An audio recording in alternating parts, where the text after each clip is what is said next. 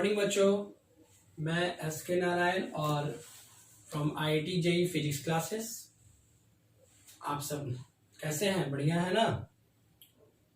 आपके लिए आज एक और नया वीडियो मैं लेकर आया हूँ। पिछले लेक्चर में हम लोग इलेक्ट्रिफिकेशन और difference between charge and mass पढ़ लिए थे। ये चौथा लेक्चर में आज कूलम्ब्स लॉ पढ़ेंगे। ठीक है, पिछले लेक्चर में हम लोग एक आईआईटी का क्वेश्चन लास्ट बनाए थे सरफेस डेंसिटी चार्ज का, जो प्रॉपर्टी ऑफ चार्ज से रिलेटेड था। आज हम लोग कूलम्ब्स लॉ पढ़ेंगे। ठीक है, कूलम्ब्स लॉ पढ़ेंगे, उस लॉ को समझेंगे। ठीक है, और उस लॉ पे प्रॉब्लम बनाएंगे, उस लॉ को प्रैक्टिस करेंगे, उस लॉ पे सवाल को प्रैक्टिस करेंगे। तो कॉपी और कलम निकाल लीजिए, इधर उधर की बात करना बंद करें और पढ़ाई पे ध्यान दें। चलिए, हमारा सबसे पहला टॉपिक है आज का कूलम्ब्स लॉ। आज मतलब टॉपिक क्या, पूरा क्लास आज इसी पे घूमेगा। Coulomb's law. कूलम्ब साहब ने एक लॉ दिया है पॉइंट चार्ज के बारे में। उन्होंने बोला है कि दो पॉइंट चार्ज के दोनों के बीच में कुछ दूरी हो तो उन दोनों के बीच में एक फोर्स काम करेगा। उन दोनों के बीच में एक फोर्स काम करेगा। उस फोर्स को हम बोलेंगे इलेक्ट्रोस्टैटिक फोर्स। और उस इलेक्ट्रोस्टैटिक फोर्स के बारे में कूलम्ब साहब ने 2 या 3 बात दिया है, जिसमें 2 बात बहुत ज्यादा ही महत्वपूर्ण हो। उससे आपको एक फॉर्मूला मिलेगा आज। अभी तक इलेक्ट्रोस्टैट्स में आपने एक फॉर्मूला देखा है, Q बराबर N, और उसके बाद आपको लैम्डा बराबर Q by length, half summation बराबर Q बाई एरिया, रो बराबर Q बाई वॉल्यूम, ये देखा है। Q बराबर N, लैम्डा बराबर Q by L, Q by A, Q by B, यही देखा है ना अभी तक। आज आप लोग कूलम्ब्स लॉ पढ़ेंगे। कूलम्ब्स लॉ से एक नया फॉर्मूला पढ़ेंगे। ठीक है, तो हमारे पास 2 पॉइंट चार्ज समझते हैं ना? कोई बॉडी पे चार्ज हो, उस बॉडी का साइज बहुत छोटा हो चार्ज के बीच की दूरी से। दोनों चार्ज के जो बीच का दूरी है ना, वो बहुत बड़ा है। किससे बड़ा है? जिस बॉडी पे चार्ज है उस बॉडी के साइज से। तो ऐसे चार्ज को बोलते हैं पॉइंट चार्ज। कौन सा चार्ज बोलते हैं?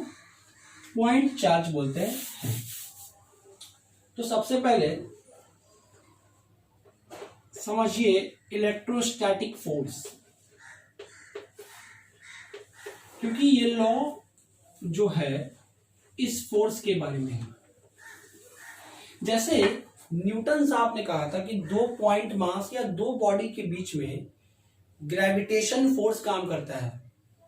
एक आदमी दूसरे आदमी को अट्रैक्ट करता है। यूनिवर्स में एक पार्टिकल, हर पार्टिकल एक पार्टिकल दूसरे पार्टिकल को खींचता है।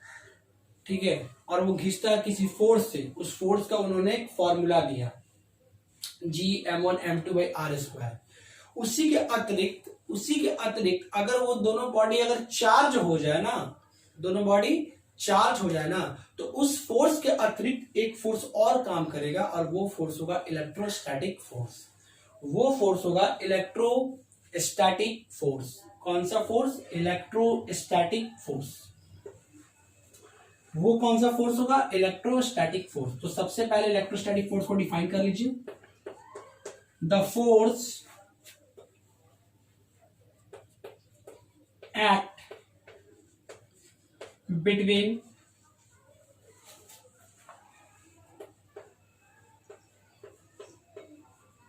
two point charge called electrostatic force. Electrostatic force. The force act between two point charge electrostatic force, या उसको कुलम्बिक फोर्स भी बोलते हैं, क्योंकि कुलम साहब ने दिया था। कुलम साहब का पूरा नाम था अंगस्टिन डी करके है, याद नहीं आ रहा है नाम से क्या कीजिएगा, आईआईटी में नाम नहीं आने वाला है। The force act between two point charge called electrostatic force, दो पॉइंट चार्ज के बीच में एक फोर्स काम करता है, उस फोर्स को इलेक्ट्रोस्टैटिक फोर्स कहते हैं या कुलम्बिक फोर्स बोलते हैं। क्या बोलते हैं? कुलम्बिक फोर्स बोलते हैं। इस फोर्स के बारे में कुलम साहब ने 2-3 बात बोला है, जिसमें 2 बात बहुत ही महत्वपूर्ण है। 2 बात बहुत ही महत्वपूर्ण है। चलिए पहले मान लेते हैं, चलिए यहां से देखते हैं कुलम्स लॉ क्या होता है। कुलम्स लॉ मान लेते हैं Q1 और Q2 2 पॉइंट चार्ज है,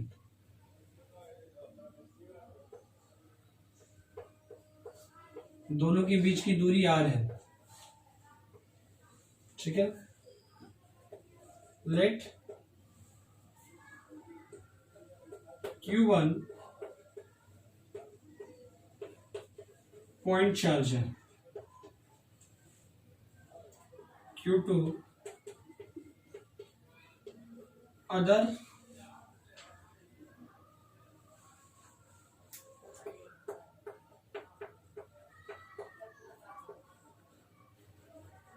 पॉइंट चार्ज है, ठीक है।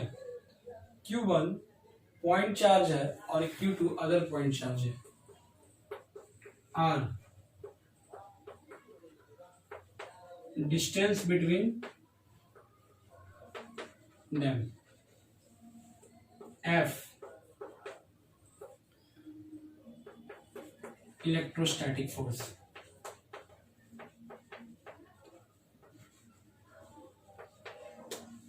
ठीक है। इलेक्ट्रोस्टैटिक फोर्स, तो कुलम साहब ने बोला है अकॉर्डिंग टू कुलम साहब, कुलम्स लॉ, जो दोनों चार्ज के बीच में फोर्स लग रहा है, उस फोर्स का जो मैग्नीट्यूड होगा, the magnitude of force, the magnitude of force between 2 point charge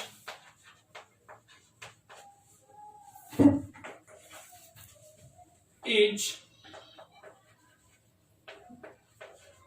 directly proportional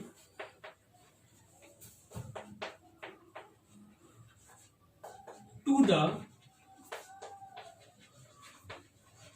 product of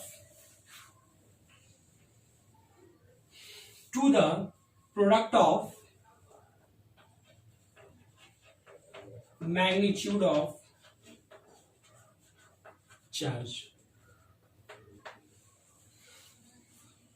to the product of magnitude of charge। इसको मिटा लें, इलेक्ट्रोस्टैटिक फोर्स समझ गए ना।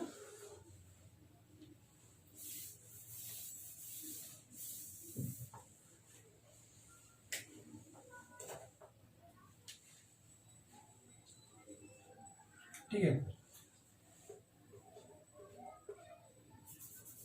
या तो सीधा F लिखिए, फोर्स का मैग्नीट्यूड, या तो ऐसे लिखिए, ठीक है। डायरेक्टली प्रोपोर्शनल, किसके डायरेक्टली प्रोपोर्शनल? दोनों चार्ज के मैग्नीट्यूड। बोलोगे सर चार्ज स्केलर होता है, मैग्नीट्यूड मतलब आपको यहाँ पे चार्ज का नेचर क्या है, चार्ज निगेटिव है पॉजिटिव है उससे मतलब नहीं है, आपको बस चार्ज का मैग्नीट्यूड चाहिए, ठीक है। वो तो निगेटिव पॉजिटिव से जो होगा वो तो फोर्स का डायरेक्शन पता चलेगा कि फोर्स किधर लग रहा है, ठीक है। इसके तरफ से फोर्स किधर लग रहा है, उसके तरफ से फोर्स किधर लग रहा है वो पता चलेगा, ठीक है।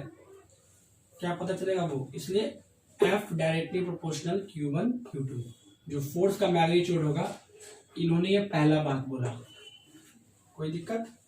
दूसरा बात बोला कि the magnitude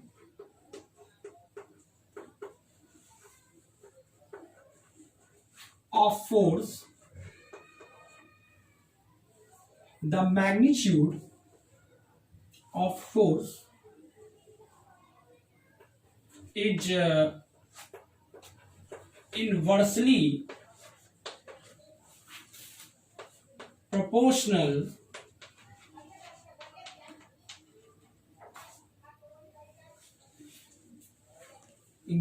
proportional to the square of mean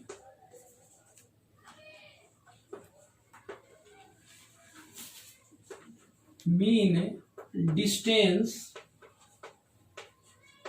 between,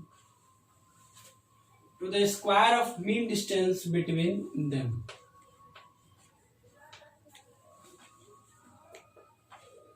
दोनों चार्ज के जो बीच का जो दूरी है ना, ये दूरी r, इसके इनवर्सली प्रोपोर्शनल, स्क्वायर के इनवर्सली प्रोपोर्शनल, ठीक है।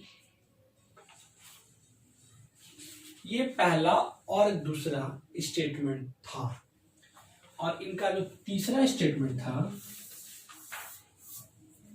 ये जो तीसरा स्टेटमेंट था इनका,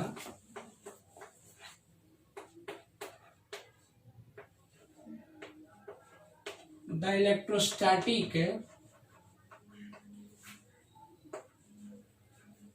force between two point charge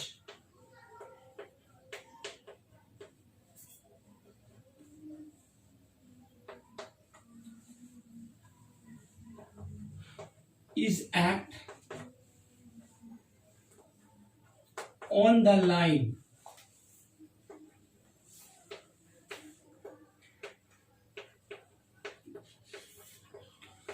joining between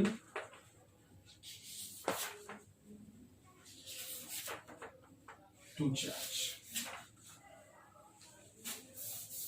ये जो Q1 और Q2 दो चार्ज हैं, दोनों चार्ज के जो बीच का दूरी क्या है, r। तो जो फोर्स लगेगा ना, वो मान लीजिए जो फोर्स लगेगा वो उस लाइन पे लगेगा जो लाइन दोनों पॉइंट को जोड़ रहा है, जो लाइन दोनों पॉइंट को जोड़ रहा है। मान लीजिए ये पॉइंट चार्ज है एक और ये दूसरा पॉइंट है, इस पॉइंट को जोड़ने वाला ये लाइन हो गया, तो फोर्स होगा इस लाइन पे ही लगेगा। ये तीन स्टेटमेंट है जिसमें आपका पहला और दूसरा स्टेटमेंट से फॉर्मूला तैयार होगा, और तीसरा स्टेटमेंट बस एज अ थ्योरेटिकल जानने के लिए है कि जो फोर्स होगा इलेक्ट्रोस्टैटिक फोर्स, जो दो पॉइंट चार्ज के बीच में लगेगा, वो उस लाइन पे लगेगा जो लाइन दोनों चार्ज को जोड़ेगा, जो लाइन दोनों चार्ज को जोड़ेगा। तो देखिए ये और ये दोनों को जोड़ के क्या निकलता है रिजल्ट, कोई दिक्कत। जो फोर्स का मैग्नीट्यूड होगा दोनों पॉइंट के चार्ज का, वो डायरेक्टली प्रोपोर्शनल होगा चार्ज के मैग्नीट्यूड का, चार्ज के मैग्नीट्यूड का, और दोनों के बीच की दूरी के स्क्वायर के इनवर्सली प्रोपोर्शनल होगा। यानी from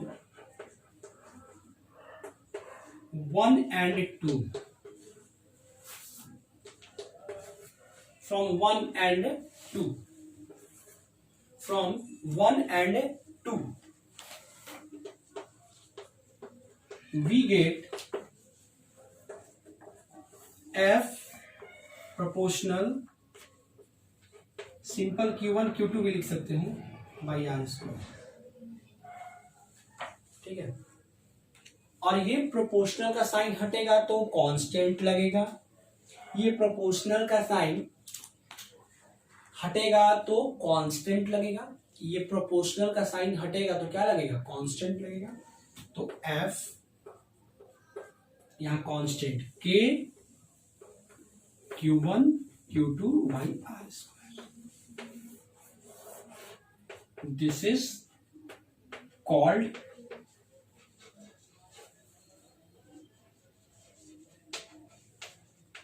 Coulomb's law. This is called Coulomb's law. F बराबर K Q1 Q2 by R square. अब लोगों से जो K कांस्टेंट आया इसके बारे में क्या बात है, ये किसका वैल्यू क्या होता है, इसका ऐसा यूनिट क्या होता है, या डायमेंशनलेस कांस्टेंट है क्या है। तो अब हम सिर्फ कांस्टेंट का बात करेंगे 10 मिनट से 15 मिनट। अब सिर्फ हम के के बारे में बात करेंगे। किसके बारे में बात करेंगे? के बारे में बात करेंगे। ठीक है, मिटा दे इसको।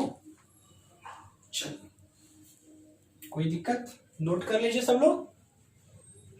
1 2 3 4 get on the dance floor. 1 2 3 4। चलिए मिटाता हूं मैं।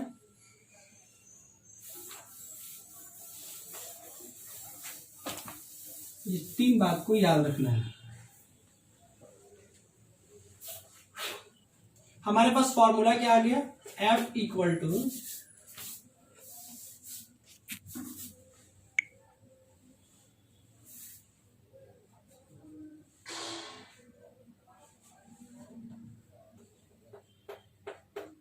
K Q1 Q2 by R square. यही आया था लॉ। इस लॉ का लिमिटेशन भी है, बताएंगे लिमिटेशन लास्ट में। लॉ कहां पे वैलिड नहीं होगा?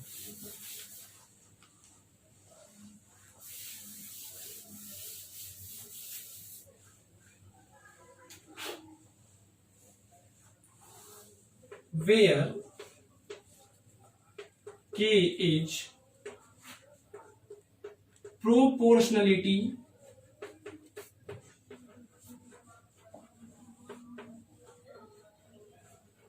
constant और कुलम्स के लॉ है, इसलिए कुलम्स कांस्टेंट भी बोल सकते हैं।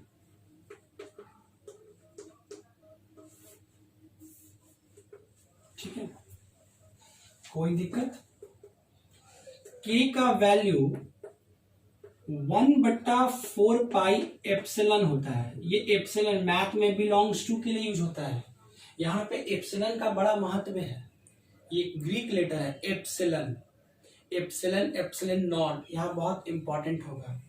और कभी कभी तो बिहार बोर्ड जो होता है एग्जाम, उस एग्जाम में एमसीक्यू में पूछ भी जाता है what is the value of epsilon not, और बहुत सारे बच्चे गलती करके आते हैं।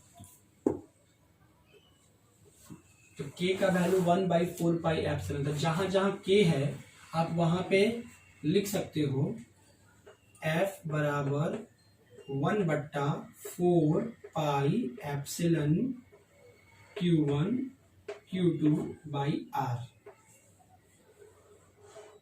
ये एप्सिलॉन, इसको एप्सिलॉन एक्चुअली अब यहाँ पे क्या बोलते हैं? यहाँ पे इसको बोलते हैं absolute permittivity.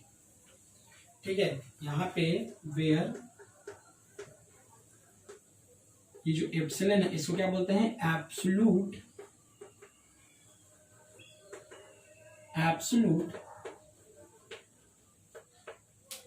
Permittivity.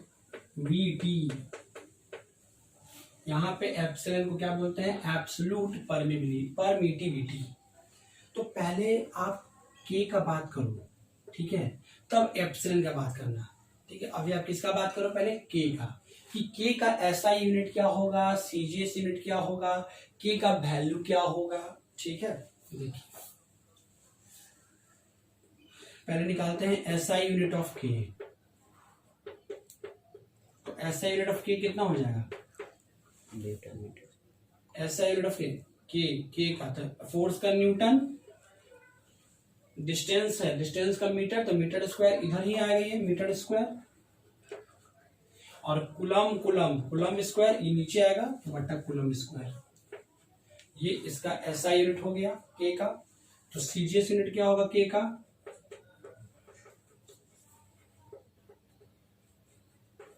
CGS unit क्या होगा? डाइन सेंटीमीटर स्क्वायर पर स्टैट कुलम स्क्वायर। न्यूटन का सीजीएस डाइन, मीटर का सेंटीमीटर, कुलम का स्टैट कुलम। ये भी कुलम यूज नहीं करेंगे क्योंकि इलेक्ट्रोस्टैट्स पढ़ रहे हैं। डायमेंशन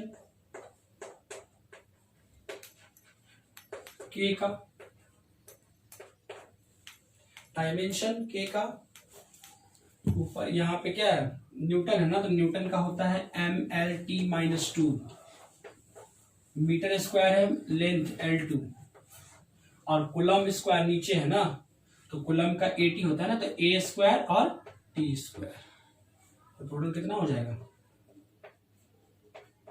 ML3T-4 A-2 हो जाएगा ना, -2 ऊपर गया तो फिर -2, -2 A2 ऊपर गया तो -2, ML3T-4 A-2। ये K का unit, SI unit, CGS unit, dimension बहुत जाना जरूरी है, सवाल बनाने के लिए K का ये सब वैल्यू जाना जरूरी है, ठीक है, कोई दिक्कत, K का इतना सारा बात जानना बहुत ही जरूरी है, ठीक है।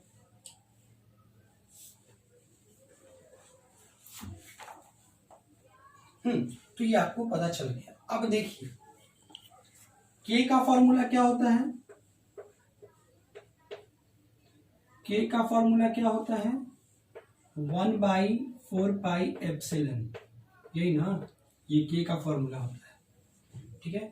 K का वैल्यू अलग अलग मीडियम के लिए अलग अलग होगा, different mediums have different value. Generally हम लोग का सवाल जो होता है वो एयर में होगा, कि चार्ज एयर में रखा हुआ है, तो एयर का वैल्यू ही याद रखना होता है, और हम एयर के वैल्यू से ही पूरा सवाल बनाते हैं। हम लोग का 99% क्वेश्चन एयर का ही रहेगा, ठीक है, ध्यान दीजिए।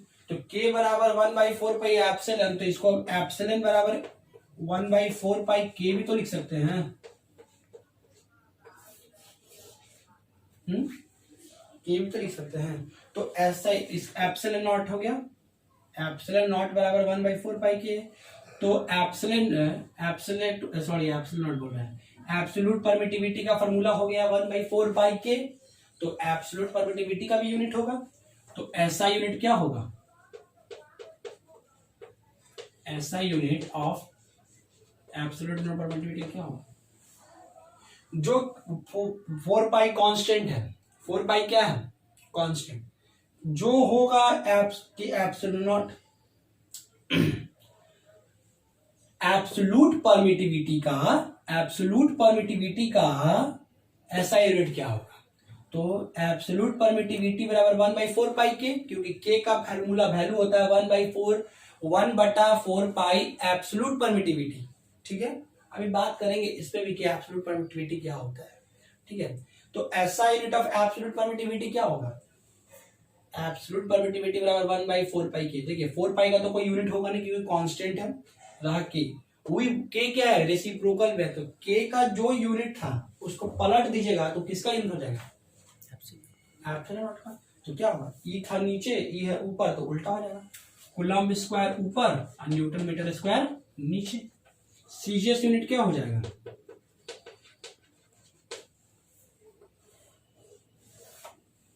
CGS unit of epsilon naught क्या हो जाएगा, stat coulomb by dyne centimetre square, ये हो जाएगा। डायमेंशन क्या हो जाएगा, डायमेंशंस क्या हो जाएंगे, m, यहां m है तो वहां m -1 हो जाएगा, L3 है तो -3 हो जाएगा, T-4 है तो T+4, और A-2 है तो A+2। ये आपका एब्सोल्यूट परमिटिविटी का SI यूनिट, सीजीएस यूनिट और डायमेंशन होगा। एब्सोल्यूट परमिटिविटी ये K के टर्म में आता है, K का फॉर्मूला में एब्सोल्यूट परमिटिविटी एक नया चीज आया, K कहां से आया, कूलम्ब्स कांस्टेंट से, ये K की कहानी हो गई। अब K के फॉर्मूला में एब्सोल्यूट परमिटिविटी आ गया, उसकी कहानी हो गई, ठीक है, कोई दिक्कत। अब देखिए एक बात बताते हैं, बिठा रहे इसको, एक होता है permittivity of free space, permittivity of free space। बोलो ये क्या होता है सर, इसी इप्सिलन में इसको एब्सोल्यूट परमिटिविटी को क्या पढ़ते हैं, इप्सिलन से रिप्रेजेंट करते हैं, इसको रिप्रेजेंट करते हैं इप्सिलिन नॉट। क्या रिप्रेजेंट करता है, इप्सिलिन नॉट। और इसका वैल्यू होता है 8.854 इंटू 10⁻⁻12। और यूनिट जो इसका होता है क्या, ये एसआई में है वैल्यू, कूलम स्क्वायर पर न्यूटन मीटर स्क्वायर। इसका वैल्यू बहुत बार एग्जाम में एमसीक्यू में पूछा है, एब्सोल्यूट परमिटिविटी का नहीं, परमिटिविटी ऑफ फ्री स्पेस का। इसको बोलते हैं परमिटिविटी ऑफ फ्री स्पेस। बोलो परमिटिविटी ऑफ फ्री स्पेस का मतलब सर, फॉर एयर और वैक्यूम, फॉर एयर और वैक्यूम, फॉर एयर और वैक्यूम। फ्री स्पेस का मतलब एयर या वैक्यूम, एयर या वैक्यूम, एयर या vacuum. Permittivity of free space का मतलब ये होता है, ठीक है। और एक होता है relative permittivity.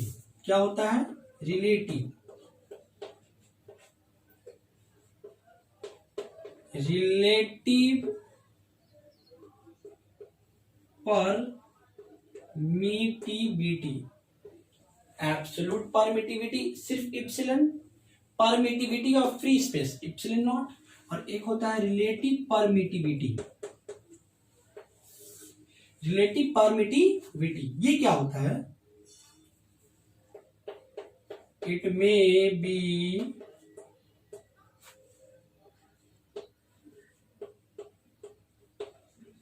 Defined as ratio of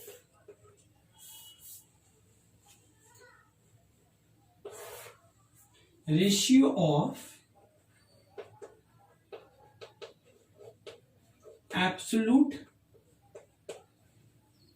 permittivity to the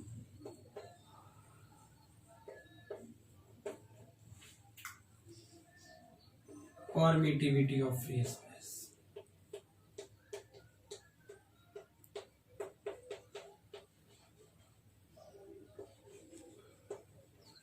permittivity of free space, इसको रिप्रेजेंट करते हैं एप्सिलन आर से। रिलेटिव है ना, इप्सिलन।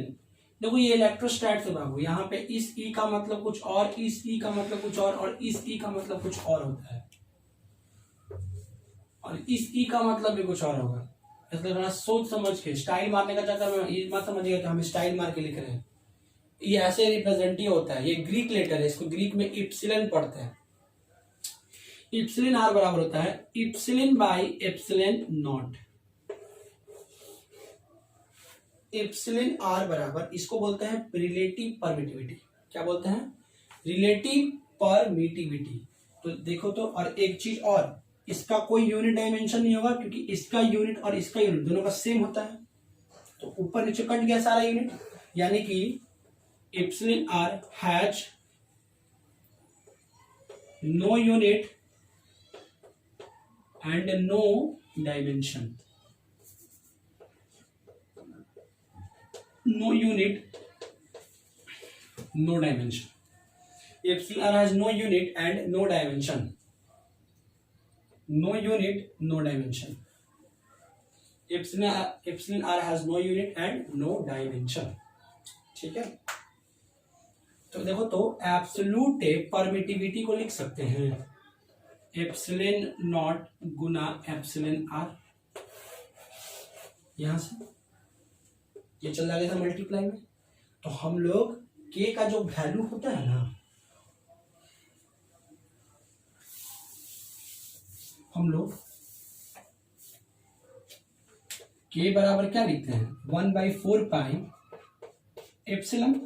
अब एप्सिलन के जगह पे क्या लिखेंगे, 1/4 पाई एप्सिलन। एप्सिलन का वैल्यू कितना, epsilon naught into epsilon R. K का एक्चुअल फॉर्मूला ये होगा 1/4 pi epsilon naught. Epsilon naught क्या है, परमिटिविटी ऑफ फ्री स्पेस जिसका वैल्यू फिक्स है, ठीक है।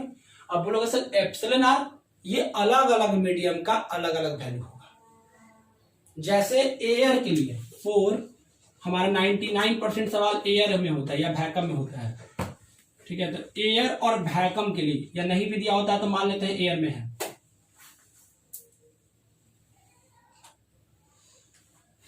एयर या वैक्यूम के लिए एप्सिलॉन आर का जो वैल्यू होता है वो होता है तो एप्सिलॉन आर का वैल्यू एयर और वैक्यूम के लिए 1.006 होता है। इसको हम लोग अप्रॉक्स 1 लेते हैं, ठीक है। तो ईयर का कोई यूनिट तो होता नहीं है। एप्सिलॉन आर का सिर्फ वैल्यू नंबर न्यूमेरिकल ही होगा, यूनिट तो होगा नहीं कोई, क्योंकि इसका यूनिट नहीं होता है। तो एप्सिलॉन आर का वैल्यू एयर वैक्यूम के लिए 1 होता है। सवाल में यही दिया जाएगा। अगर नहीं दिया जाएगा तो मानेंगे कि चार्ज एयर या वैक्यूम में रखा है, और अगर दे दिया, मान लो एयर और वैक्यूम में नहीं रखा, पानी में रखा है, तो पानी का एप्सिलॉन देगा, ठीक है। तो हम के बराबर फॉर एयर और वैक्यूम के लिए के का वैल्यू कितना हो जाएगा 1/4 पाई एप्सिलॉन। जो के का वैल्यू होगा वो कितना हो जाएगा 1/4 पाई एप्सिलॉन नॉट हो जाएगा ना। क्यों? क्योंकि एयर और वैक्यूम के लिए एप्सिलॉन आर का वैल्यू क्या हो गया 1, तो 1 हो गया, तो 1 से मल्टीप्लाई करना थी। तो के बराबर 1/4 पाई एप्सिलॉन नॉट, यही वैल्यू आपको याद रखना है। 99% क्वेश्चन में यही प्रयोग होगा, के बराबर 1/4 पाई एप्सिलॉन नॉट, ठीक है। तो हमारा फोर्स का फॉर्मूला क्या बन जाएगा? हमारा फोर्स का जो फॉर्मूला बना 1/4 पाई एप्सिलॉन नॉट Q1 गुना Q2 बाई आर स्क्वायर, यही ज्यादा प्रयोग करना है। कोई दिक्कत, कोई संदेह? आगे बढ़े। के का वैल्यू 1/4 पाई एप्सिलॉन, जो कि एब्सोल्यूट परमिटिविटी। तो एब्सोल्यूट परमिटिविटी का फॉर्मूला, एब्सोल्यूट परमिटिविटी बराबर क्या होता है? Permittivity of free space Guna relative permittivity. Put कर दीजिए, और इसका वैल्यू 1 होता है एयर वैक्यूम के लिए। अगर किसी और मीडियम का होगा तो एप्सिलॉन आर दिया होगा, ठीक है, दिया होगा। तो ये आपका कूलम्ब्स लॉ का फॉर्मूला निकल गया। ये आपका कूलम्ब्स लॉ का फॉर्मूला निकल गया। कोई दिक्कत? चलिए एक और इंपॉर्टेंट बात बताते हैं, ठीक है।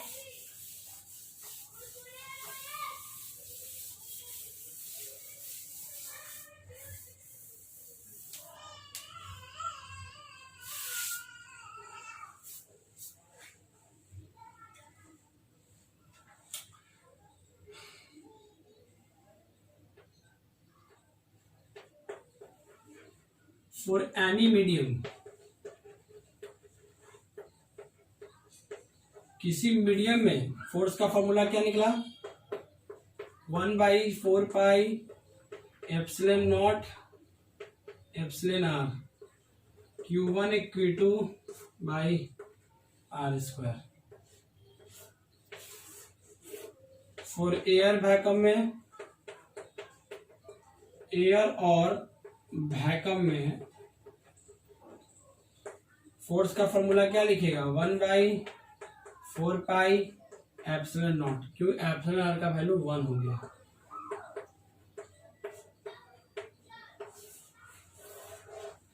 ये चार्ज है Q1, ये चार्ज है Q2, दोनों के बीच का दूरी R। अभी बीच में कोई मीडियम डाल दिया, कोई डाइलेक्ट्रिक्स मीडियम डाल दिया। डाइलेक्ट्रिक्स का मतलब नॉन मेटल, ठीक है। तो ये फॉर्मूला, अगर ये Q1 चार्ज है, ये Q2 चार्ज है, ठीक है। अगर ये Q1 चार्ज, और मान लीजिए ये बीच में एयर चल रहा है, ला ला ला ला, ये हवा में है, ठीक है, तो आपका फॉर्मूला ये होगा। कोई दिक्कत? अब जरा देखो, आप सवाल बनाओगे तो Q1 Q2 R दिया रहेगा। ये क्या है? ये कांस्टेंट है, तो इसका वैल्यू हम कैलकुलेट कर लेते हैं। के का वैल्यू एयर वैक्यूम के लिए कैलकुलेट कर लेते हैं, क्योंकि most of the question air vacuum का होगा। नहीं दिया होता सवाल में मीडियम, तो मान लेते हैं एयर वैक्यूम है, तो एयर वैक्यूम के लिए पूरा का वैल्यू एगो कैलकुलेट करके रख लेते हैं। बार बार थोड़ी ना 1/4 पाई एप्सिलॉन और सबका बार बार पुट करके यूज करेंगे। इस पूरे का वैल्यू हम निकाल के रख लेते हैं, ठीक है, निकाल के हम इसको रख लेते हैं और बार बार वही यूज करेंगे। आगे बढ़े, चलिए नोट कर लिए, मिटा रहे, चलिए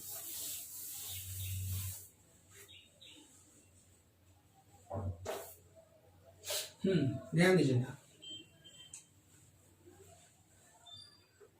फॉर एयर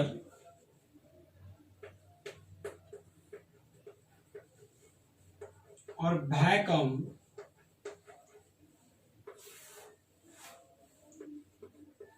के बराबर 1/4πε0 होता है। अब इसको कैलकुलेट कीजिए, calculation of K in SI unit, SI unit में कैलकुलेट कीजिए, सीजीएस में बदल दिया जाएगा। चलिए के बराबर वैल्यू ऑफ 1/4, पाई का वैल्यू 3.14, एप्सिलॉन नॉट का वैल्यू बताए हैं एसआई यूनिट में 8.85 इंटू 10 के पावर -12। -12 देखिए, ये हटाओगे तो 10 के पावर 2, ये हटाओगे तो 10 के पावर 2, और -12 ऊपर गया तो +12, इन टोटल ऊपर हो गया 10 के पावर 16, और नीचे कितना हो गया 885 गुना 4 कितना होगा, 8 चौके 32 और 85 चौके 340, 3540 और गुना 314। देखो एक 0 से एक 0 काट दो तो ऊपर हो गया 10 के पावर 15, 314 गुना 354 आता है गुना 314 गुना 4 कितना होगा, 3 चौके 12, 12 56 के 6 यहाँ तक बचा 125, 314 बचे 1570 और 1570 125 कितना हो गया 1570, 1870, 1895, 1895 हाथ में 189, 314 तिया 942, 1042, 1042 और कितना 89 है ना, तो 1042 1131, 1131 चेक कर लीजिए एक बार। 314 गुना चौके कितना हो जाएगा, 314 चौके 12 56 के 6 हाथ में 125, 314 5 1470, 1570 सॉरी 1570 और हाथ में बचा था 125, हाँ तो 1570 और हाथ में बचा था 125 ना, तो 1695 गलती हो गई ना। कॉन्सेंट्रेट कीजिए, 314 चके 56 हाथ में बचा 125 और 314 बचे है ना, तो 1570 तो 1695 169 बचा हाथ, और 314 दिया 942, तो 942 1042, 942 हो गया 11 10 1 11 9 10 1 11 1111, ठीक है, उस टाइम 31 आ रहा था। तो देखो ऊपर 5 को 0 है, नीचे 5 क्या वो 6 को अंक हो गया ना, नीचे 6 अंक हो गया,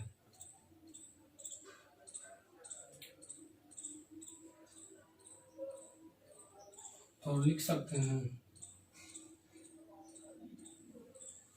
10 के पावर 6 गुना 10 के पावर 9 बटा 1156,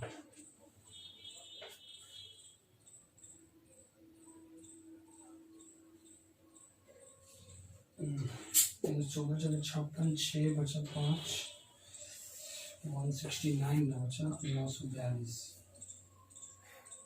तीन होना होगा 942 और 169, ठीक है 4 होगा, ठीक।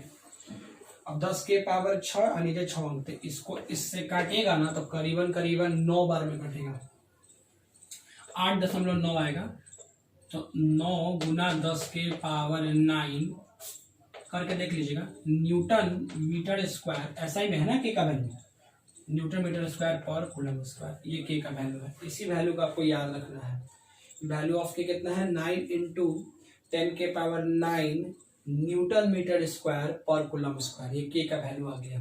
ठीक है, सीजीएस में के का वैल्यू क्या होगा, चेंज कर लीजिए। सीजीएस में value of K, value of K in CGS only one dyne centimetre square for stat coulomb square. Change करने आता है कर लीजिए, इतना डायमेंशन के मदद से कर लीजिएगा। ठीक है, 1 डाइन पर सेंटीमीटर स्क्वायर पर स्टैट कूलम स्क्वायर, ये के का वैल्यू सीजीएस में, के का वैल्यू सीजीएस में 1 और एसआई में 9। किसके लिए, सिर्फ एयर वैक्यूम के लिए। 90% सवाल, 99% सवाल इसी से होगा। नहीं होता है मीडियम तो मान लेते हैं एयर वैक्यूम है। ठीक है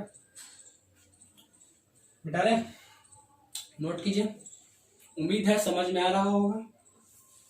बस एक चीज और बताते हैं, उसके बाद कुछ प्रश्न। अच्छा रुकिए, पहले सवाल बताते हैं, उसके बाद कुछ एक आध दो सवाल से आप लोगों को मन खुश कर दें। अरे चलिए,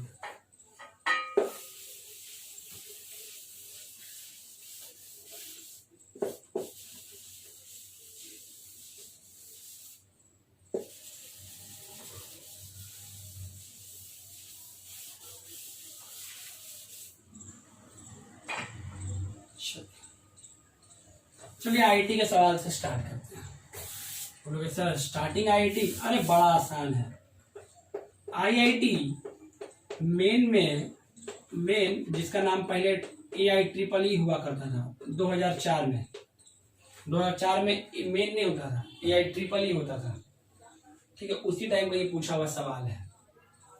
ठीक है, उसी टाइम का पूछा हुआ ये सवाल है। क्या है सवाल सर?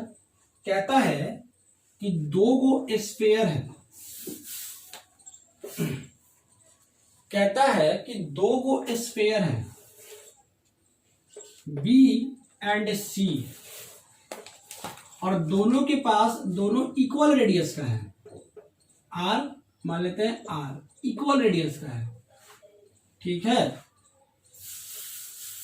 थोड़ा और दूर बनाना, कुछ दूरी पे है दोनों। कहता है दो गो स्फेरिकल कंडक्टर है B and C of equal radius R distance apart, कुछ दूरी पे, और दोनों के पास इक्वल चार्ज है। क्या है? इक्वल चार्ज है। निकाल ही लेते हैं क्वेश्चन।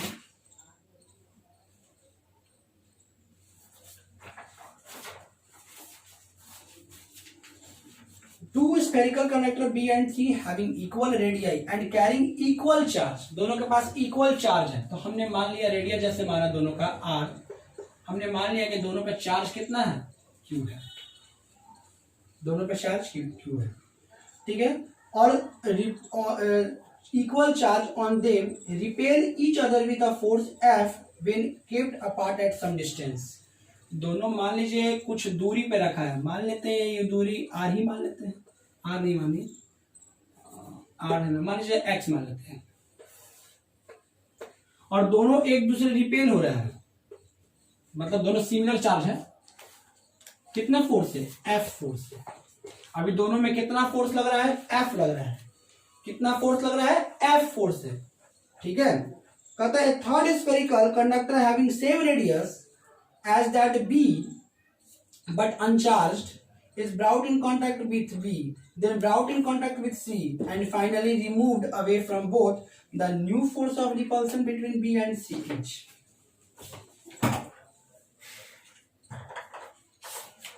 ठीक है, सवाल पहले समझिए। दो गो स्फेरिकल कंडक्टर है B और C नाम का, दोनों का रेडियस सेम है, R मान लिए, और दोनों पे चार्ज भी इक्वल है। क्यों मान लिए? जब दोनों कुछ दूरी पे रखा गया तो दोनों रिपेल हो रहा है फोर्स F से। कितना से? फोर्स F से रिपेल हो रहा है। ठीक है, ये सवाल है। अब कहता है कि दोनों के बीच में, ठीक है, दोनों के बीच में ये बी था,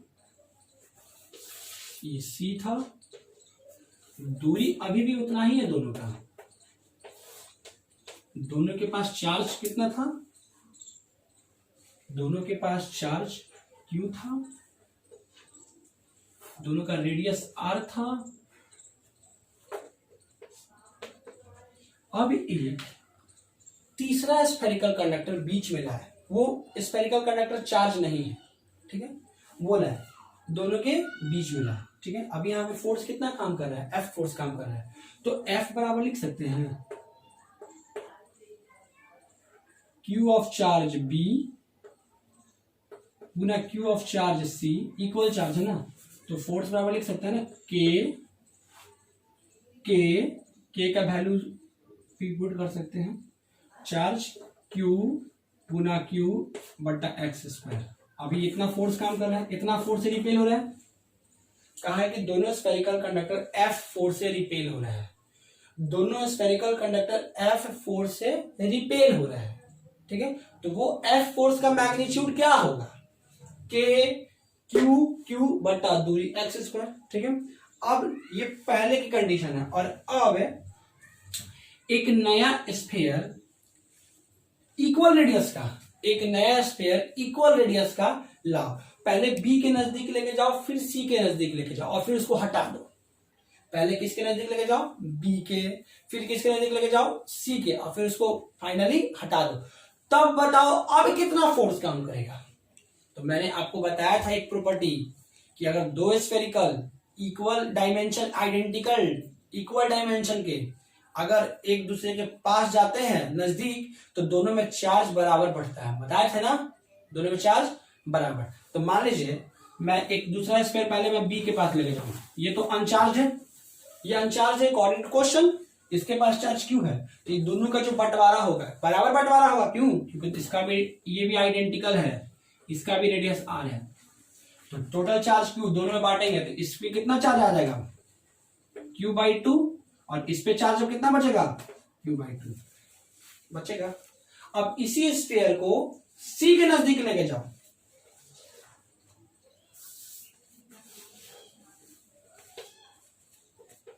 इस पे अब इसी स्फीयर को C के पास लेके जाओ, तो अब ये स्फीयर चार्ज हो चुका है, इसके पास कितना चार्ज है, Q/2 है चार्ज, और इसके पास कितना चार्ज है, Q, तो टोटल चार्ज कितना हो गया, Q plus Q/2 equal to 3Q/2। दोनों में बराबर बटेगा, दोनों में बराबर, तो ये स्फीयर कितना हो जाएगा चार्ज, 3Q/4 कितना हो जाएगा, 3Q, और ये भी कितना हो जाएगा, 3Q/4 हो जाएगा। यानी इस B वाला पे चार्ज पहले Q था, अब क्या हो गया, Q/2। C वाला पे चार्ज Q था, अब C वाला पे चार्ज कितना हो गया, 3Q/4। अब इस स्फीयर को हटा दो, ठीक है। तो एक फिगर और बना लेते हैं, ये B, ये C। मुझे ड्राइंग ही नहीं आता है, कोई सिखाओगे। रेडियस दोनों का R था, दोनों के बीच का दूरी तो सेम था, दूरी में कोई चेंज नहीं, चार्ज हो गया Q/2, और ये चार्ज हो गया कितना, 3Q/4 हो गया ना, 3Q/4। अब दोनों का फोर्स निकालो, अब दोनों का फोर्स निकालिए, नया फोर्स F डैश मान लेते हैं, यही फोर्स पूछा है कि नया वाला फोर्स क्या होगा, तो कितना, K Q/2 गुना 3Q/4 बट्टा दूरी क्या रहेगा, एक्स स्क्वायर, कितना हो जाएगा, F डैश बराबर K कितना हो जाएगा, ये 3/8 Q² बट्टा x² हो जाएगा, 3 और 4 दूनी 8, K Q² by x²। K Q by x² का वैल्यू क्या था, F K Q इसको लिख सकते हो ना, K Q² बाई x² लिख सकते हैं ना। अब K Q² बाई x² का वैल्यू क्या था, F। हम आंसर उस टर्म में देते हैं जिस टर्म में क्वेश्चन दिया हो, क्वेश्चन में F दिया हुआ है, Q और R तो मैंने माना है, Q R X तीनों माना हुआ चीज है, तो आपको आंसर F के टर्म में देना होगा। तो क्या कीजिए, के Q square by x square का वैल्यू एफ था ना, जो पहले रिपेयर कर रहा था, पुट कर दीजिए। तो अब नया वाला फोर्स कितना लगेगा, 3/8 टाइम्स ऑफ पुराना वाला फोर्स। यही पूछा था, एफ डैश क्या होगा, 3/8, 3F/8, 3F/8। कोई दिक्कत? ये IIT मेन 2004 का सवाल था, कूलम्स लॉ से रिलेटेड। कूलम्स लॉ का ये IIT मेन 2004 का सवाल था। देखिए प्रॉपर्टी नंबर 10 यूज किए हैं, चार्ज का प्रॉपर्टी यूज किए हैं और कूलम्स का फॉर्मूला लगाए हैं। दो चीज हुआ है, ठीक है, दो कॉन्सेप्ट लगा है। Identical sphere are brought closer to each other then charge are shared mutually among equally. दोनों स्फीयर में चार्ज इक्वली बटेगा। तो पहले अनचार्ज था ये, और चार्ज क्यू, तो दोनों में बटेगा Q/2। अब ये Q/2 चार्ज हो गया और इसके पास गया, इसके पास पहले से चार्ज Q है, Q और Q/2 का टोटल हो गया 3Q/2। अब 3Q/2 का आधा आधा कर दो और फिर इसको हटा दो, तो दोनों स्फीयर जो B और C है उसका चार्ज क्या होगा, घट गया। जब चार्ज घट गया तो फोर्स भी घटेगा, क्योंकि चार्ज फोर्स चार्ज के डायरेक्टली प्रोपोर्शनल होता है। कॉमन सी बात थी, कोई दिक्कत? आगे बढ़े, मिटाते हैं इसको। चलिए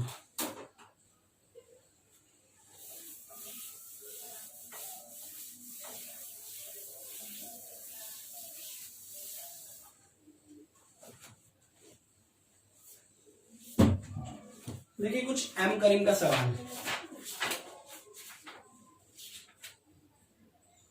निकालिए पेज नंबर 372, एम करीम का पहला सवाल। एग्जाम्पल दे रहे हैं, कहता है calculate the force between two charge each of 10 coulomb separated by distance 10 metre in air. देखिए लिखा है ना, इन एयर। कहता है 10 कूलम का दो चार्ज है और दोनों के बीच का दूरी भी 10 मीटर है। तो बोलता है बताइए कितना इलेक्ट्रोस्टैटिक फोर्स काम करेगा, दोनों चार्ज के बीच में कितना फोर्स काम करेगा। फोर्स बराबर के 1/4, एयर है ना, तो 1/4 पाई एप्सिलॉन नॉट 10, पूरा पहले फॉर्मूला लिखिए, Q1 Q2 by R square, put कर दीजिए। इसकी वैल्यू क्या होती है एयर वैक्यूम के लिए, के का वैल्यू एयर वैक्यूम के लिए 1/4 पाई एप्सिलॉन नॉट, और इसका वैल्यू इतना होता है। SI में सब SI में है, 10 गुना 10 और आर है 10 का स्क्वायर, 10 गुना 10।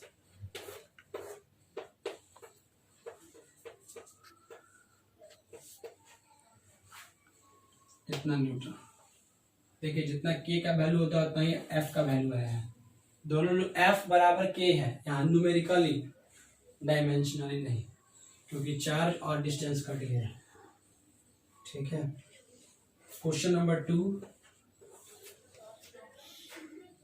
कहता है calculate the force between two charge. एक है 20 माइक्रोकूलम और दूसरा भी 20 माइक्रोकूलम, दोनों के बीच का दूरी 20 सेंटीमीटर, एयर में है, हवा में है। के Q1 Q2 by R square, 9 × 10 के पावर 9, 20 गुना 10 के पावर -6 गुना 20 गुना 10 के पावर -6 बटा 20 गुना 10 के पावर -2 इसका होल स्क्वायर सेंटीमीटर में। F इक्वल टू 9 इंटू पहले पावर कर लीजिए। देखिए 2 2 4 9 36 हो गया ऊपर, और 0 का वो 9 को पहले था, 1 को 10 को 11 को 11 को में से 12 हो गया -1 हो, नीचे 2 को 0, 20 का स्क्वायर 400 और -2 का स्क्वायर -4, 2 को तो ही काट लिया तो हो गया -2, अब -2 से -1 ही काट लिया, बचा -1, ऊपर गया 360 न्यूटन।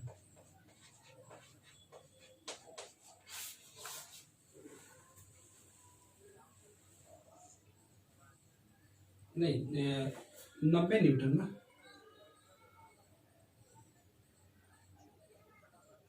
बीस माइक्रोकूलम था। ठीक, ये 4 से 36 कटेगा, 90 कूलम।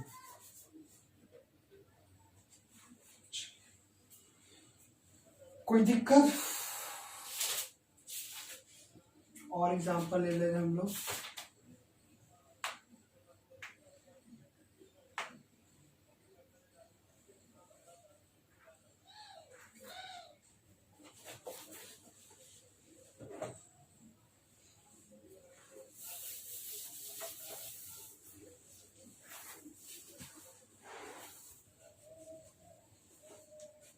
Question number 28।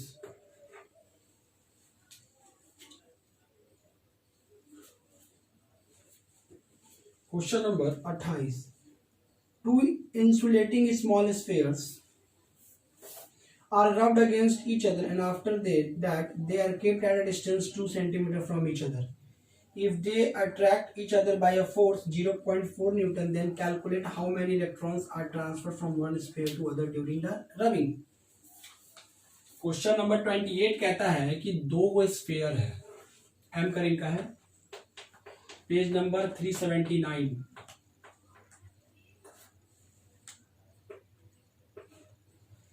दो वो इंसुलेटिंग स्फीयर है, ठीक है,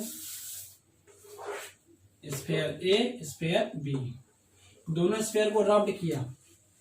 रब्ड करने पे क्या होता है, चार्ज, और चार्ज करने के बाद दोनों को कुछ दूरी पे रख दिया। कितना दूरी पर रख दिया, 4 मीटर, 4 नहीं 2 सेंटीमीटर ईच अदर, 2 सेंटीमीटर की दूरी पे रख दिया। जब हम लोग एक नॉन मेटालिक बॉडी को दूसरे नॉन मेटालिक बॉडी से रब्ड करते हैं तो इलेक्ट्रॉन का ट्रांसफर होता है ना। वही पूछा है कि अगर ए स्फीयर को बी स्फीयर से रब्ड कर दिए और रब्ड करने के बाद दोनों को 2 सेंटीमीटर पर रख दिए, दोनों 2 सेंटीमीटर रखने के बाद ये 0.4 न्यूटन से अट्रैक्ट होने लगा, दोनों एक दूसरे को खींचने लगा। कितना फोर्स है, 0.4 न्यूटन से फोर्स से अट्रैक्ट होने लगा। तो कहता है बताओ कितना इलेक्ट्रॉन ट्रांसफर हुआ, कितना इलेक्ट्रॉन ट्रांसफर हुआ। इलेक्ट्रॉन का नंबर पूछा है, एन पूछा है, एन क्या पूछा है, एन, एन क्या होगा, ठीक है, एन क्या होगा, कैसे बनाएंगे, एफ बराबर के क्यू, दोनों का चार्ज इक्वल होगा ना, इलेक्ट्रिफिकेशन चार्ज इक्वल होता है, जितना चार्ज इस पे उतना ही चार्ज इस पे, ठीक है। सवाल में है इंसुलेटिंग स्मॉल स्फीयर ना, हाँ, जितना चार्ज इस पे उतना ही चार्ज इस पे, कि जितना इलेक्ट्रॉन इसमें से निकलेगा उतना इलेक्ट्रॉन इसमें जाएगा, दोनों पे इक्वल चार्ज अपेयर होगा।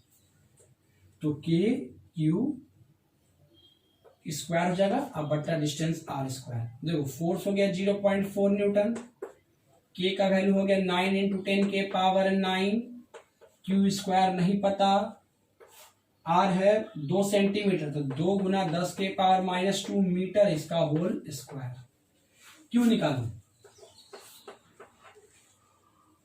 देखिए 4/10,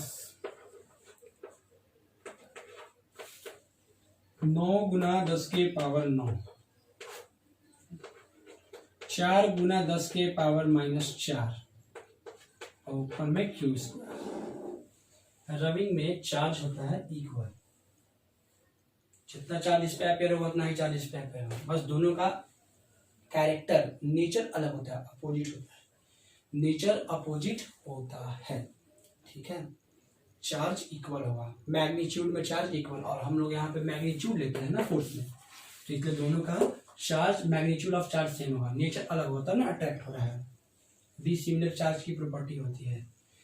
सॉल्व करो, कितना हो जाएगा, देखिए ये इधर गया तो 10 हो गया, इधर गया 10, और ये ऊपर गया तो 14, टोटल कितना हो गया 14, ये हो गया 16, 16/9 × 10 के पावर -14 बराबर हो गया क्यू स्क्वायर, हो जाएगा ना, -14, -14, 4 नहीं, 16 9 +13, इधर आएगा तो 14, ऊपर गया -14, तो क्यू बराबर क्या हो जाएगा, +- 4 का रूट, 16 का रूट 4, 9 का 3, और -14 का -7, इतना, ठीक है। +4 भी हो सकता होगा, -4 भी हो सकता है, ठीक है। हमको चार्ज के मैग्नीट्यूड से मतलब है, तो चार्ज का मैग्नीट्यूड ये निकाल दिए, एक बार प्लस होगा एक बार माइनस होगा तब ना अट्रैक्शन हुआ है। अब हमको निकालना क्या है, एन। तो हमने पढ़ा है क्यू बराबर एन ई, एन बराबर क्यू बाई, क्यू कितना है 4/3 -7, इलेक्ट्रॉन 1.6 इंटू 10⁻⁻19 कूलम। ये कूलम में आंसर आया है ना। और कूलम कूलम कूलम कैंसिल, -7 से -19 कट गया, -12 ऊपर गया +12, ठीक है, +12 ये हटाओगे तो +13, चौथिया के 12। तो एन बराबर कितना हो जाएगा 1/12 गुना 10 के पावर 13 .10 100 8 बार में 3 बार में कितना गुना 10 के पावर 13,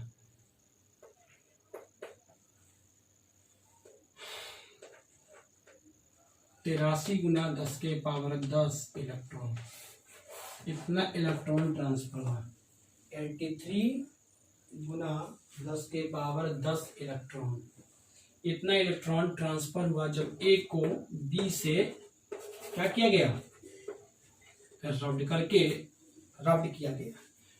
करके कुछ दूर पे रख दिया।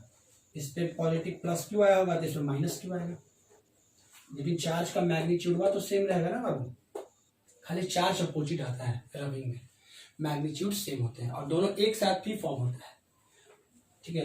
अब दोनों का चार्ज निगेटिव है पॉजिटिव है तब ना एक दूसरे को खींच रहा है, तो खींचने के लिए जो फोर्स दिया ही है, डिस्टेंस पता है, तो फोर्स और डिस्टेंस दिया हो तो चार्ज निकाल लो, फोर्स और डिस्टेंस दिया हो तो चार्ज निकाल लो, और उसके बाद क्यों निकाल, फोर्स और डिस्टेंस दिया तो चार्ज निकालो, चार्ज निकाल के एन निकाल दो, ठीक है।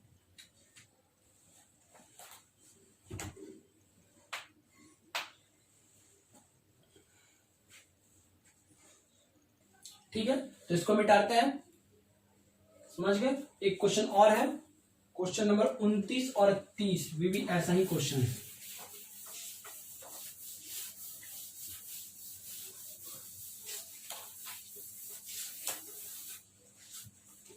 देखिए क्वेश्चन नंबर 29 कहता है, सेम क्वेश्चन, दो गो स्फेयर है, दोनों को रब्ड किए और दोनों को 4 मीटर के दूरी पर रख दिया, 4 मीटर के दूरी पर रख दिया और दोनों एक दूसरे को खींचने लगा, कितना के फोर्स से 3.6 न्यूटन। जब दोनों को रब्ड करेंगे तो एक पे प्लस क्यू चार्ज आएगा, एक पे माइनस क्यू चार्ज आएगा। दोनों को 4 मीटर के दूरी पर रख दिए और दोनों 3.6 न्यूटन से फोर्स खिंचा रहे हैं, तो कहता है क्यू का वैल्यू क्या होगा और कितना नंबर ऑफ इलेक्ट्रॉन ट्रांसफर हुआ। तो क्यू निकालते हैं फोर्स के फॉर्मूला से, एफ बराबर कितना K Q square by R square, तो क्यू स्क्वायर बराबर कितना हो जाएगा एफ आर स्क्वायर बाई के हो जाएगा ना। तो क्यू बराबर कितना हो जाएगा √f(r²) बाई के, और रूट में से कोई चीज निकलता है तो प्लस माइनस दोनों होता है, ठीक है। तो क्यू बराबर प्लस माइनस √, एफ है 3.6, आर है 4 तो 4 का स्क्वायर 16, और कितना क्या है के का है 3.6 ना है, और के का है 9 गुना 10 के पावर 9। ये हटाइएगा तो नीचे 10, रूट में से निकाल दीजिए, सब परफेक्ट स्क्वायर नंबर है ना। 36 6 4 9 का 3 और 9 1 10, 10 रूट से निकलेगा तो 5 2 8 गुना 10 के पावर -5 गुना, ये मैग्नीट्यूड ऑफ चार्ज निकला, मैग्नीट्यूड ऑफ चार्ज मतलब दोनों पे जो चार्ज होगा उसका मैग्नीट्यूड इतना ही है, एक पे माइनस इतना होगा एक पे प्लस इतना होगा। अब n निकालना है तो n बराबर q बाई ई, 8 गुना 10 के पावर -5 1.6 इंटू 10 के पावर -19 -19 से -5 कट गया तो बचा -14, ऊपर गया +14 और इससे हो गया वो +15। 5 बार में काट दो ना, 5 5 गुना 10⁻14 इलेक्ट्रॉन, 5 गुना 10⁻14 इलेक्ट्रॉन। ठीक है, कोई दिक्कत? देखिए आप लोग,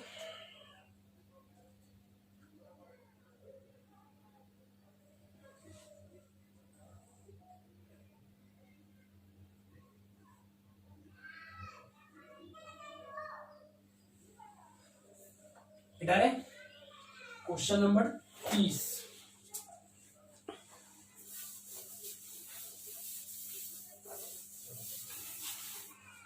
क्वेश्चन नंबर 30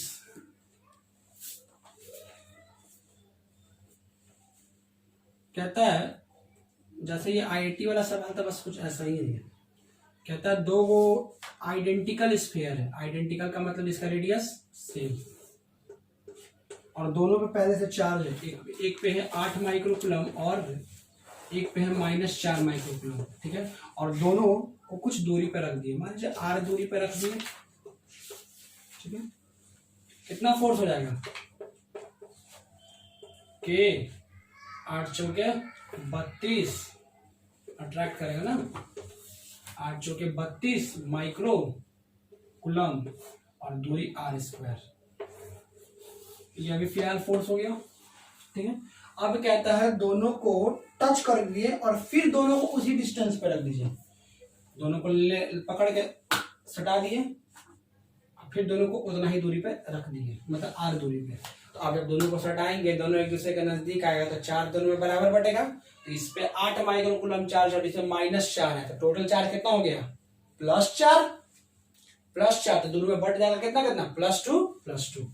आप दोनों को फिर सेम डिस्टेंस पे रख दीजिए।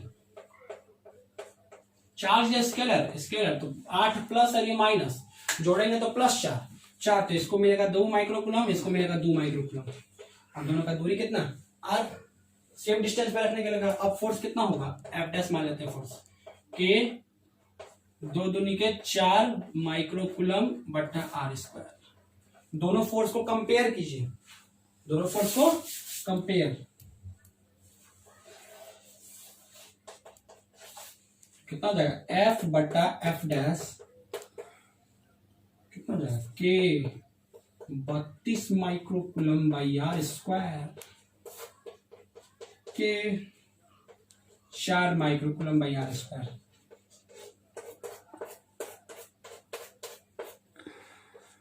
आठ रेशियो 1। क्वेश्चन क्या था वो सुनिए, स्फीयर 8 माइक्रोकूलम -4, दोनों को कुछ दूरी पर रख दिए। फोर्स अभी इतना काम करेगा। ठीक है, के गुना 8 माइक्रो इतना। अब दोनों को सटा के आता फिर उसी डिस्टेंस पर रख दीजिए, r डिस्टेंस पे फिर रख दीजिए, लेकिन सटा के। तो सटाइएगा तो टोटल चार्ज का आधा बांट लेगा सब। इस पे 8 से -4 तो टोटल चार्ज हो गया +4 +2 मतलब सटाने के बाद दोनों एक दूसरे से दूर भागने लगेगा, क्योंकि दोनों का चार्ज सिमिलर हो जाएगा ना। ठीक है, उसके बाद फोर्स निकालिए, दोनों फोर्स को कंपेयर कीजिए। ये क्वेश्चन नंबर 30 था, टाइम करेंगे। तो ये सब सारे क्वेश्चंस को आप बनाते रहिए। एक सवाल आपको और बताते हैं, तब ये लेक्चर कंप्लीट करते हैं। उसके बाद अगले लेक्चर में लेक्चर नंबर ये 4 का पार्ट 1 है, और अगले लेक्चर में अगला भी लेक्चर 4 नंबर ही होगा, उसका पार्ट 2, उसमें सारा प्रॉब्लम होगा कूलम्स लॉ। ठीक है, एक सवाल और बता रहे हैं, और उसमें कुछ पैकेज का सवाल जो किताब दिया हुआ होगा आप लोग को, दिया जाएगा, अभी तो दिया या नहीं है, 12th क्लास का, उससे सवाल बनाएंगे।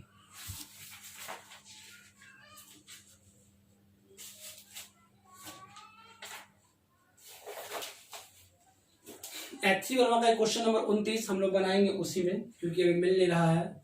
ठीक है, तो थैंक यू, आप लोग पढ़ते रहिए, सारा कॉपी किताब खोल के पढ़िए और अपने कॉपी पे सारा नोट कर लीजिएगा। जैसे जैसे मैं नोट करता हूँ वैसे वैसे आप भी नोट कीजिएगा और उसको समझिए। ठीक है, कोई क्वेश्चन पूछना हो तो कमेंट भी कीजिएगा। धन्यवाद।